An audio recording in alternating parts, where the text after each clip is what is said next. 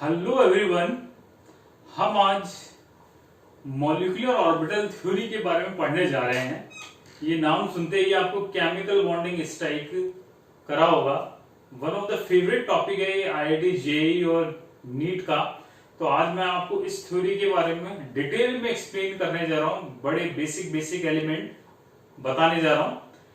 तो देखो, let me start. ये थ्योरी हुंड और मिलिकन नाम की केमिस्ट ने 1932 में दी थी। इससे जस्ट पहले कौन सी थ्योरी आई थी? Valence bond theory. तो मॉलिक्यूलर ऑर्बिटल थ्योरी केमिस्ट्री में बड़ा एक मतलब जैसे ही आई तो क्रांति हो गई, रिवॉल्यूशन आ गया, क्योंकि इसने कई सारी प्रॉपर्टीज को एक्सप्लेन किया है ना। तो देखो, आपके सामने मैंने एक स्केच ड्रॉ करा हुआ है। इस स्केच के थ्रू में इसके टोटल 7 पॉइंट्स हैं। तो उन 7 पॉइंट्स को मैं इस स्केच के थ्रू आपको एक्सप्लेन कर देता हूं। देखो क्या है, आपके केमिकल बॉन्ड फॉर्म होता है। देखो, आप केमिकल बॉन्ड में देखो क्या होता है। जैसे मान लो ये एटम ए है, ये एटम बी है, ठीक है। ये दोनों एटम एक दूसरे के पास आए, है ना। एक दूसरे के पास आए तो ये इन दोनों के बीच में बॉन्ड फॉर्मेशन हुआ। अब बॉन्ड फॉर्मेशन कब होता है? जैसे मान लो एटम ए है, ये एटम बी है, ये इसका न्यूक्लियस, ये इसका न्यूक्लियस, ये इसका इलेक्ट्रॉन क्लाउड है और ये एटम बी का इलेक्ट्रॉन क्लाउड है।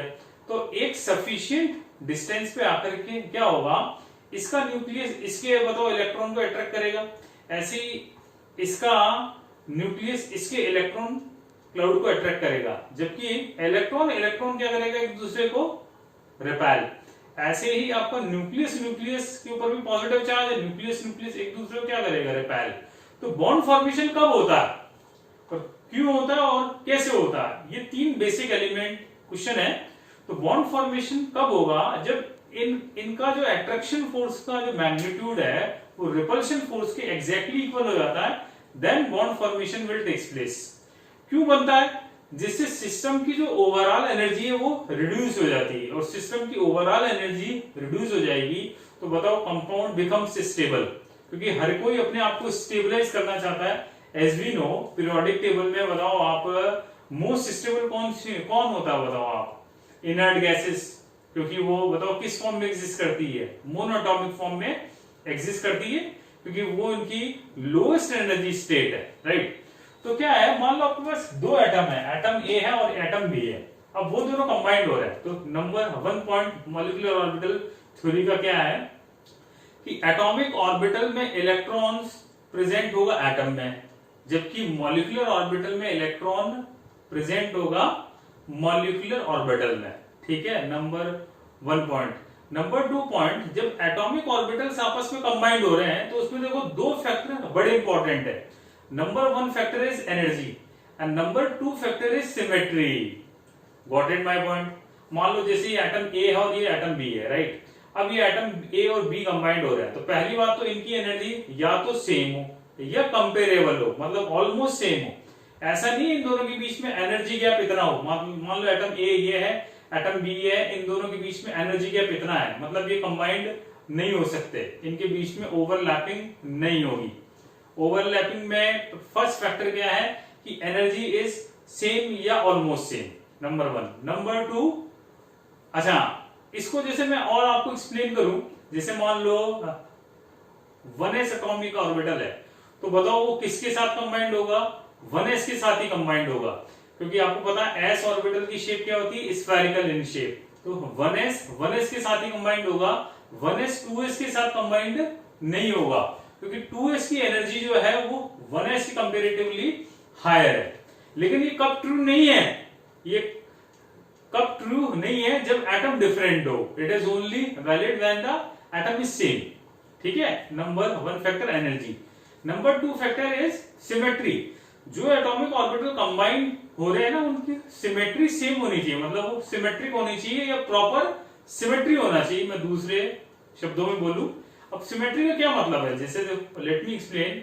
आपके पास पी ऑर्बिटल है, पी ऑर्बिटल की बताओ शेप कैसी होती है? डम्बल शेप, ठीक है।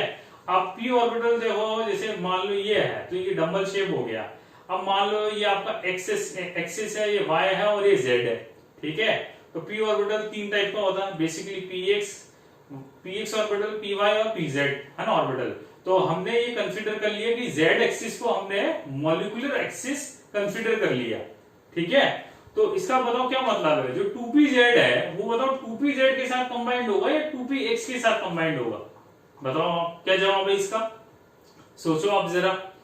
डेफिनेटली 2pz कंबाइंड होगा 2pz के साथ, ठीक है। मैं आपसे पूछूं कि क्या 2pz बताओ 2px या 2py के साथ ओवरलैप करेगा क्या, answer is no. Got it my point. तो ये सेकंड पॉइंट है क्या, कि जो भी एटॉमिक ऑर्बिटल कंबाइंड हो रहे हैं उनकी जो सिमेट्री है वो प्रॉपर सिमेट्री होनी चाहिए। जैसे मान लो ये pz है, ये भी pz है, ठीक है। तो ये जब हेड ऑन हेड ओवरलैपिंग होगी तब तो बताओ कौन सा बॉन्ड फॉर्म होता है, सिग्मा बॉन्ड। जब ये साइड बाय साइड ओवरलैपिंग होगी then it will produce the pi bond. तो pz जब इनकी सिमेट्री प्रॉपर होगी तभी कंबाइंड होगा। मान लो ये pz और ये मान लो आपको py है, तो मतलब ये दोनों आपस में म्यूचुअली कंबाइंड नहीं होगा। तो सेकंड पॉइंट क्या है और बड़ा इंपॉर्टेंट भी है, मैं फिर से रिपीट कर रहा हूं कि एटॉमिक ऑर्बिटल की एनर्जी सेम हो या ऑलमोस्ट सेम हो, कंपेरेबल हो। नंबर 2 मतलब इसी में एक और पॉइंट है कि सिमेट्री प्रॉपर होनी चाहिए, ठीक है। फिर आइए next point, third point molecular orbital theory का, कि एटॉमिक ऑर्बिटल में एक एटम है, definitely it means atomic orbital is monocentric, whereas molecular orbital, molecule जो बना होगा दो या दो से ज्यादा एटम से बना होगा, मतलब मॉलिक्यूलर ऑर्बिटल इज पॉलीसेंट्रिक, मतलब वहां एक से ज्यादा न्यूक्लियस होगा, okay. Third point. Number fourth point क्या है हमारा, कि जितने एटॉमिक ऑर्बिटल्स कंबाइंड होते हैं उतने ही मॉलिक्यूलर ऑर्बिटल्स प्रोड्यूस होंगे। मान लो 2 एटॉमिक ऑर्बिटल कंबाइंड होंगे, definitely it will give the 2 molecular orbitals. मान लो 3 कंबाइंड हुए तो 3 ही बनाएंगे। मान लो 4 कंबाइंड हुए एटॉमिक ऑर्बिटल, वो इट गिव्स 4 molecular orbital। मान लो 5 atomic orbital combined हुए, it will give the 5 molecular orbital। So can I say that the number of atomic orbitals is equal to number of molecular orbitals। जितने overlapping में part लेंगे उतने ही molecular orbital produce होंगे, ठीक है। ये next point हो गया। अगला पॉइंट क्या है हमारा, देखो आप कि जब एटॉमिक ऑर्बिटल कंबाइंड हो रहे हैं तो एटॉमिक ऑर्बिटल कंबाइंड होने पर देखो आपको पता है एक सिंबल है साइन। ये साइन बताओ क्या होता है, it is the electron wave function. ये साइन है इलेक्ट्रॉन वेव फंक्शन, जो कि श्रोडिंगर वेव इक्वेशन के सॉल्यूशन से आपको ऑब्टेन होता है ना। बेसिकली दूसरे और मैं आसान शब्दों में बोलूं कि ये amplitude of the electron wave को रिप्रेजेंट करता है। जैसे मान लो ये वेव है, आप फिजिक्स में तो पढ़ते ही हैं, ये वेव है हमारी, ये तो क्रेस्ट है और ये है हमारा ट्रफ है ना। इसको हमने पॉजिटिव से शो कर दिया, इसको हमने नेगेटिव से शो कर दिया है ना, राइट। तो साइन क्या है आपका, इलेक्ट्रॉन वेव फंक्शन है। तो क्या है, जब 2 एटॉमिक ऑर्बिटल्स कंबाइंड हुए तो देखो क्या होगा, यहाँ पे 2 तरह की आपकी ये होगी ओवरलैपिंग।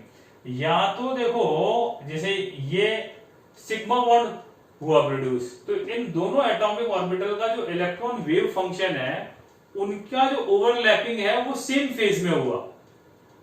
मतलब एक तरह से बोलूं मैं, कंस्ट्रक्टिव इंटरफेरेंस हुआ। जैसे आप फिजिक्स में पढ़ते हैं कंस्ट्रक्टिव मतलब सेम फेज में ओवरलैपिंग। मतलब मान लो ये एटम ए है और ये एटम ए की इलेक्ट्रॉन वेव फंक्शन है, ये एटम बी की इलेक्ट्रॉन वेव फंक्शन है।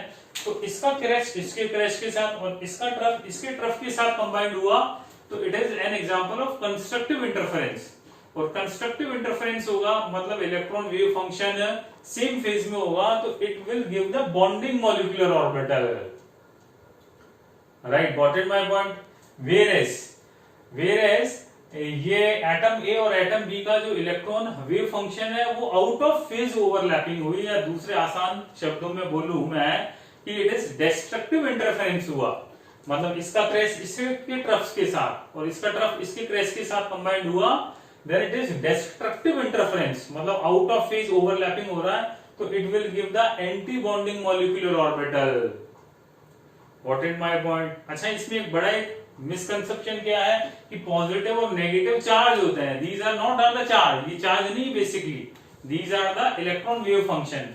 ये बस ओनली सिंबल है ये, कि प्लस प्लस हुआ और माइनस माइनस ओवरलैप हुआ तो कंस्ट्रक्टिव हो गया, और प्लस माइनस ओवरलैप हुआ that is destructive interference.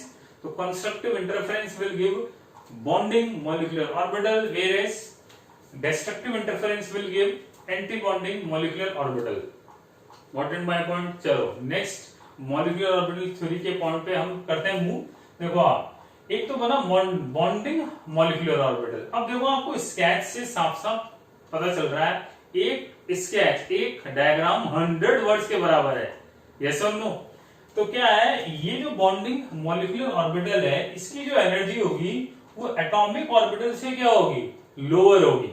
What is my point कि the energy of the bonding molecular orbital is lower than that of atomic orbital, whereas energy of anti bonding molecular orbital is higher energy than that of atomic orbital। देखो anti bonding की energy atomic orbital से ज्यादा है, जबकि bonding की जो energy है वो एटॉमिक ऑर्बिटल की कंपैरेटिवली लेस है, वो कम है। ये हमारा अगला पॉइंट हो गया, ठीक है। नेक्स्ट पॉइंट बताओ, इलेक्ट्रॉन यदि बॉन्डिंग में जाता है तो वो डेफिनेटली थोड़ा सा स्टेबल होता है, और इलेक्ट्रॉन आप एंटी बॉन्डिंग में फिलअप करोगे तो वो उसको स्लाइटली अनस्टेबल करेगा। ओके, नेक्स्ट पॉइंट, आपको यदि बॉन्डिंग और एंटी बॉन्डिंग में इलेक्ट्रॉन फिल करना है तो बेसिकली आपको 3 रूल्स फॉलो करने होते हैं इलेक्ट्रॉन फिलिंग के दौरान। Number 1 Aufbau principle, number 2 Pauli's exclusion principle, number 3 Hund's principle. इन तीनों रूल को ही तो आप करते हैं ना फॉलो। कोई भी एटम का आपको इलेक्ट्रॉनिक कॉन्फ़िगरेशन नोट डाउन करना है तो बेसिकली आपको इन तीनों रूल को फॉलो करना होता है। इन तीनों रूल को फॉलो करने पर ही कोई भी एटम का इलेक्ट्रॉनिक कॉन्फ़िगरेशन आप बना पाते हो। तो चाहे आप बॉन्डिंग में फिल करो चाहे एंटी बॉन्डिंग में इलेक्ट्रॉन फिल करो, तो ये 3 बेसिक रूल आपको फॉलो करना है। ओके, क्लियर, ठीक है ना, राइट। अब आता है देखो नेक्स्ट पॉइंट कि बॉन्डिंग मॉलिक्यूलर ऑर्बिटल में जो इलेक्ट्रॉन डेंसिटी है वो मॉलिक्यूल के मिडिल में होगी, मिडिल में होगी। जैसे मान लो ये मॉलिक्यूल है तो इलेक्ट्रॉन डेंसिटी उसके मिडिल में है, whereas anti bonding molecular orbital में electron density is away from the nucleus, ये न्यूक्लियस के बाहर की तरफ होती है। एंटी बॉन्डिंग मॉलिक्यूलर ऑर्बिटल में इलेक्ट्रॉन की डेंसिटी बोल दो या इलेक्ट्रॉन के पाए जाने की प्रोबेबिलिटी भी आप कह सकते हैं, right. Got it my point, ठीक है। तो इस तरह से ये मैंने आपको कुछ पॉइंट्स एक्सप्लेन किए मॉलिक्यूलर ऑर्बिटल थ्योरी के।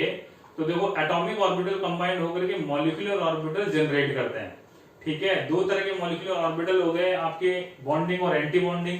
ये कंस्ट्रक्टिव इंटरफेरेंस से बनेगा, ये डिस्ट्रक्टिव इंटरफेरेंस से बनता है। इसकी एनर्जी एटॉमिक ऑर्बिटल के कंपैरेटिवली लेस है, इसकी एनर्जी एटॉमिक ऑर्बिटल की कंपैरेटिवली हायर है, ओके ना। और नेक्स्ट पॉइंट एक और है कि जब एटॉमिक ऑर्बिटल्स कंबाइंड होते हैं तो उनके बीच में बताओ क्या होती है, ओवरलैपिंग।